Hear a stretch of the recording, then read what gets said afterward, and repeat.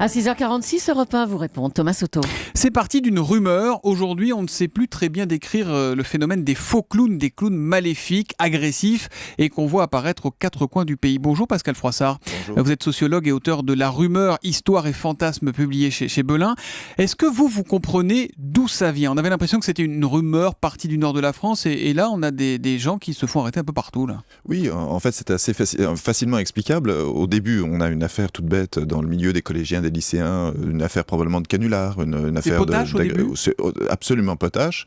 Ça aurait dû rester là d'ailleurs. Et puis, bizarrement, la presse en est mêlée et à partir de ce moment-là, on a assisté à une véritable épidémie, disons, de rumeurs et aussi d'imitations. Vous avez dit la presse s'en est mêlée. On a un tweet de Super Politique avec le hashtag un matin. Il dit c'est un phénomène créé par le système médiatique. C'est vrai qu'il vaudrait mieux ne plus en parler pour que ça s'éteigne ? Normalement, effectivement, moins on en parlera et moins ça se diffusera. Maintenant, ne pas en parler, ce serait aussi donner prise à l'accusation de on nous cache tout, on nous dit rien. C'est ça, le complot, voilà, les rumeurs s'amplifieraient si on n'en parlait pas. Exactement. Non ? Mais en fait, comme dans tous les phénomènes de rumeurs, on a une interaction très fine entre, d'un côté, des faits divers, des gens qui font vraiment peur à leurs copains et à leurs copines, et une exposition médiatique, une couverture médiatique qui dépasse largement le public initial. Donc c'est un mélange de vrai, de rumeurs, de fantasmes, de peur, tout ça mélangé, ça donne cette espèce de situation assez impalpable. Voilà, et dans laquelle finalement le plus important, c'est pas tellement la vérité dans cette histoire-là, enfin en tout cas du point de vue des lycéens et des collégiens, c'est plutôt le fait de raconter. C'est une histoire qu'on raconte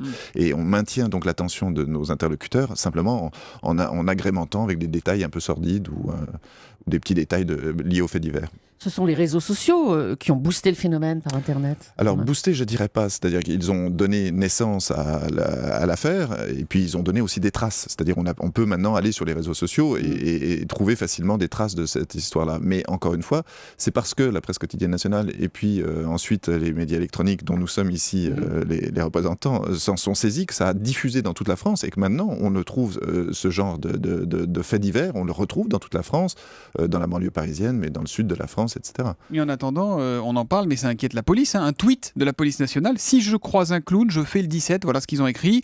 Hier encore, ils appelaient à la vigilance également sur Facebook. C'est pas à prendre à la légère. C'est pas parce que c'est une rumeur ou que c'est impalpable que c'est à prendre à la légère. On est d'accord. Hein. Exactement. Au début, c'est une blague potache. Et au début, il s'agit juste de se déguiser en clown et de faire peur à ses voisins. Après, on a un vrai trouble à l'ordre public et les autorités publiques s'en saisissent. La justice s'en est saisie également. Il y a eu des condamnations très lourdes qui ont été faites à des... Il y a eu de la prison ferme. Hein. Voilà, à des jeunes qui croyaient faire une bonne blague.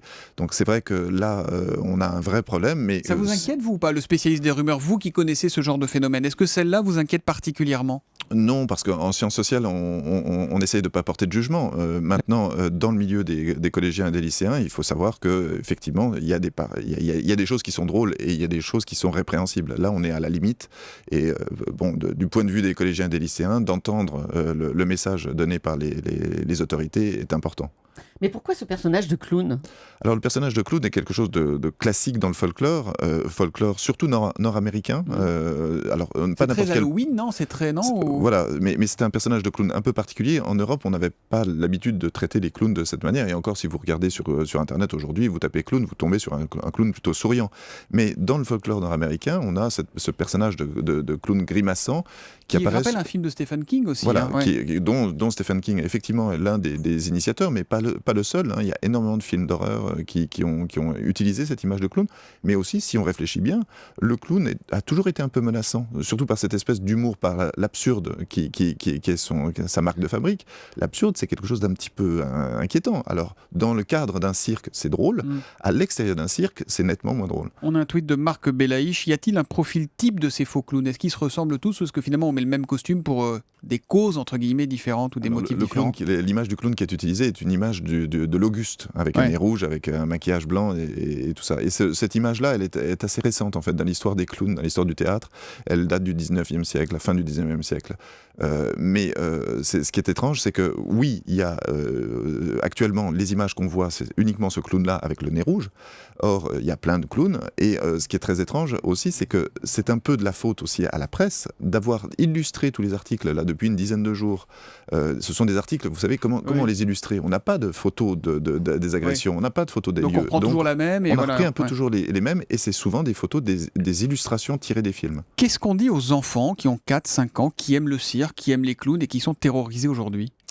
Eh bien, qu'ils ont raison d'avoir peur, parce qu'on essaye de leur faire peur, et que donc ensuite, il faut qu'ils s'en rapportent tout simplement à leurs parents et à leur maîtresse et à leur maître. Mais comment ça peut s'éteindre, ce genre de phénomène ? Alors sûrement en arrêtant d'en parler. Et, ce qu'on va faire dans 10 secondes. J'imagine exactement qu'il faut arrêter d'en parler. Il y a aussi le fait que, comme c'est une histoire qu'on aime à raconter, une fois que tout le monde va l'avoir connue, cette histoire-là, on n'aura plus rien à raconter, parce que le suspense sera disparu. Donc là, ça se videra de sa substance tout seul. Voilà, actuellement, on est en train encore d'apprendre cette histoire-là à des gens. Dans quelques instants ou dans quelques jours, ça sera fini. Merci Pascal Froissart d'être venu en direct sur Europe 1 ce matin. Je rappelle que vous êtes entre autres l'auteur de La Rumeur, Histoire et Fantasmes, publié aux éditions Belin. Merci et bonne journée à vous.